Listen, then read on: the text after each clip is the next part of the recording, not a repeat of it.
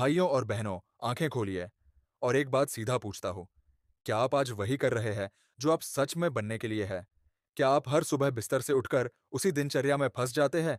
वही घसीटा हुआ काम, वही चिंताएं, वही बहाने, और रात को जाते समय फिर सोचते हैं, कल मैं शुरू करूंगा।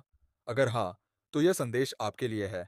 आज मैं आपको भगवत गीता की कुछ ऐसी बातें बताऊंगा जो सिर्फ किताब की पंक्तियां नहीं, बल्कि संघर्ष में जीने वालों के लिए एग्जीक्यूटेबल हथियार है।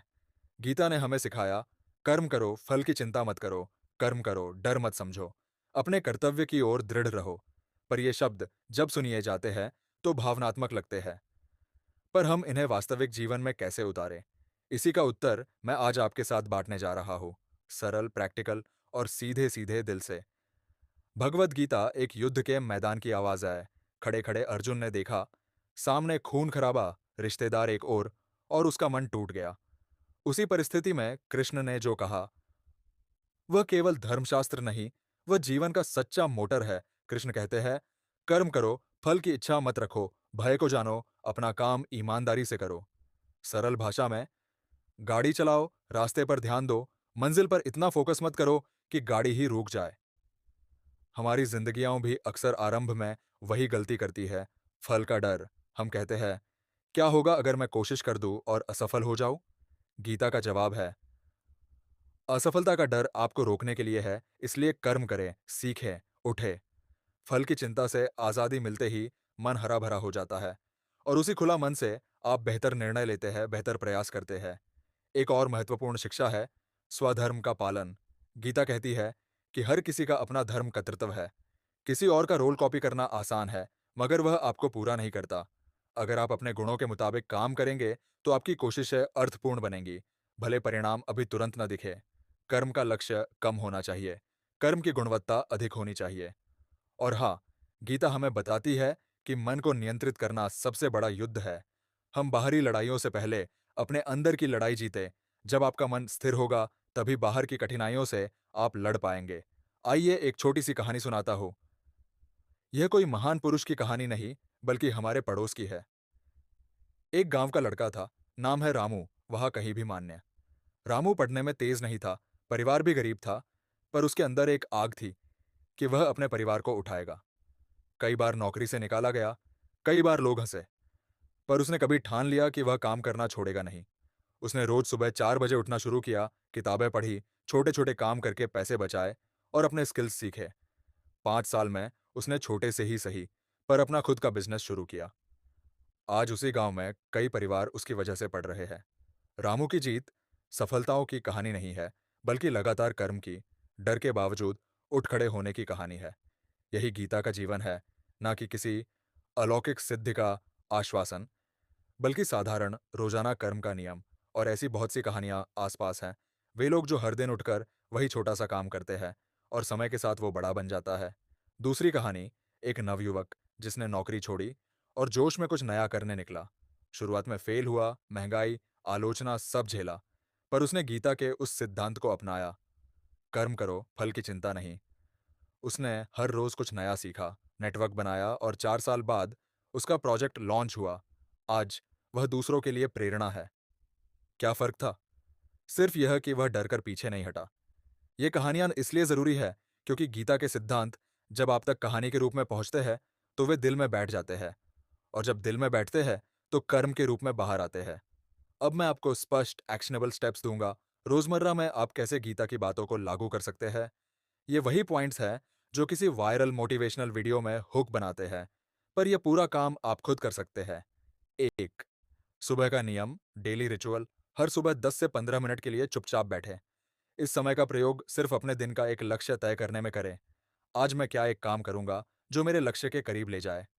छोटा मेजरेबल काम, उदाहरण, 1 घंटे की फोकस्ड सीख वर्क। यह मन को स्थिर करता है और दिन को दिशा देता है। 2, कर्म लिखित एक्शन लॉग। हर दिन रात को 5 से 7 मिनट में लिखें, आज मैंने क्या किया, क्या सीखा, क्या रोक रहा था। यह आत्मनिरीक्षण आपको बार बार सुधारने में मदद करेगा। गीता में स्वावलोकन का जो भाव है, वही यह छोटा अभ्यास देता है। 3, डर का नामकरण, लेबल द फियर। जब भी कोई डर आए, नाम दे दें। यह असफलता का डर है, यह तुलना का डर है। नाम दिए जाने से डर छोटा हो जाता है और आप उस पर ठंडे दिमाग से काम कर पाते हैं। 4. कठिन कार्य को छोटा करो, चंकिंग। बड़े लक्ष्यों को छोटे हिस्सों में बांटें। अर्जुन के सामने जो युद्ध था, वो एक बड़ा सीन था, पर कृष्ण ने उसे छोटे-छोटे सच्चे कर्तव्यों में बांटकर समझाया। आप भी किसी बड़े टास्क को छोटे-छोटे एक्शनेबल टास्क्स में बांटें और रोज 1-2 पूरा करें। 5. फल पर नियंत्रण, डिटैचमेंट प्रैक्टिस। आप प्रयास पर 100% दें, परिणाम पर 0 से 20% चिंता रखें। यह आसान नहीं, पर अभ्यास से आता है। जितना आप परिणाम के प्रति कम आसक्त होंगे, उतना आपकी क्रिएटिविटी और रिस्क टेकिंग बढ़ेगी। 6. सामाजिक सीमा, बाउंड्री सेटिंग। हर इंसान की ऊर्जा सीमित है। गीता कहती है, अपना कर्तव्य निभाओ, पर दूसरों के कर्तव्यों को मत उठाओ।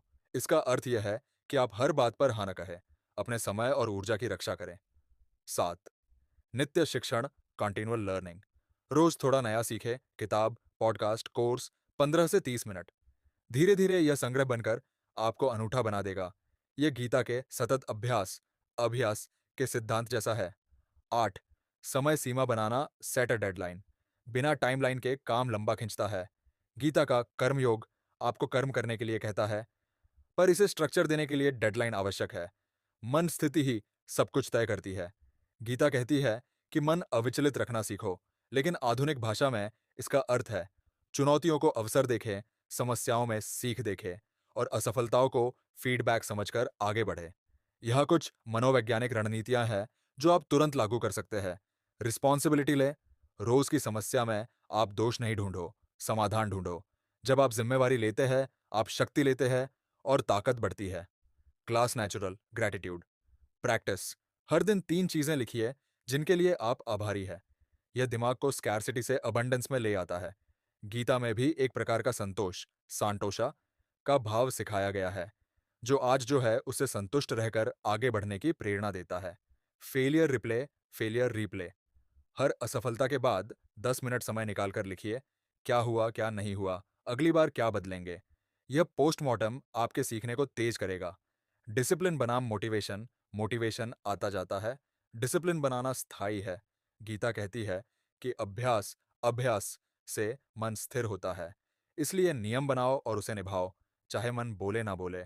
याद रखिए, मानसिकता तभी बदलती है जब आप बार बार छोटे छोटे फैसले बदलते हैं, जैसे कि सुबह उठना, 1 घंटा पढ़ना, असुविधा में काम करना। यही छोटे फैसले बड़े परिणामों में बदलते हैं। अब मैं आपसे कुछ सपाट निर्देश मांगता हूँ, सुनने के बाद पाने की जगह चलो करते हैं। 1. आज शाम तक सिर्फ एक काम चुनिए जो आपके बड़े लक्ष्य के लिए असल में मायने रखता है। उदाहरण, अगर लक्ष्य करियर है तो अपना रिज्यूमे अपडेट करना, अगर स्वास्थ्य है सौंदर्य में 30 मिनट की वॉक शुरू कर देना। 2. नोटबुक में लिखें, मैं ये काम आज पूरा करूंगा, और समय लिखें। समय का लिखना जवाबदेही बनाता है। 3. 7 दिन का चैलेंज लें, हर दिन उसी नोटबुक में अपना छोटा कदम लिखें। 7 दिन की निरंतरता आपको आदत बनाने के रास्ते पर ले जाएगी। 4. और सबसे जरूरी, अगर आप विफल होते हैं तो रखें, मैंने कोशिश की और सीखा, और अगले दिन फिर उठे। गीता हमें कहती है कि कर्म पथ निरंतरता मांगता है। आपने केवल आज एक कदम उठाकर यह सिद्ध कर दिया कि आप प्रयास करने वाले हैं, और कोशिश करने वालों की हार नहीं होती। अंत में एक छोटा सा श्लोक जैसा भाव, नहीं, शुद्ध श्लोक नहीं बल्कि एक संक्षिप्त प्रेरणादायी पंक्ति, डर से मत झुको, कर्म से उठो, राह खुल जाएगी। आपके अंदर जो शक्ति है वो किसी और की नहीं है, वह आपकी ही आत्मा की आवाज है। जब अर्जुन ने अपने संदेह जताए, कृष्ण ने उससे कहा, उठो, अपने कर्तव्य के पथ पर चलो। आज उसी आवाज को पहचानो जो कहती है कि तुम अभी भी पूरी तरह से बनने की क्षमता रखते हो। अगर आपको यह संदेश पसंद आया हो तो एक छोटा सा काम कर दें, इस वीडियो को लाइक कीजिए, शेयर कीजिए उस किसी के साथ जिसे यह संदेश चाहिए, और सब्सक्राइब कर लें उस चैनल को जहां आप ऐसे और संदेश सुनना चाहें। कमेंट में लिखिए, मैं उठकर शुरू करूंगा, और और समुदाय आपको जवाबदेह बनाएगा। याद रखिए, बदलाव एक क्षण नहीं, रोज का क्रम है। आज से हर दिन थोड़ा सा आगे बढ़ो। 5 साल बाद आप खुद देखकर हैरान होंगे कि आपने कितना बदल लिया। भगवत गीता के शब्दों में, कर्म करते रहो, फल की चिंता छोड़ दो और जीवन को एक साहसिक यात्रा समझो। जय श्री कृष्ण।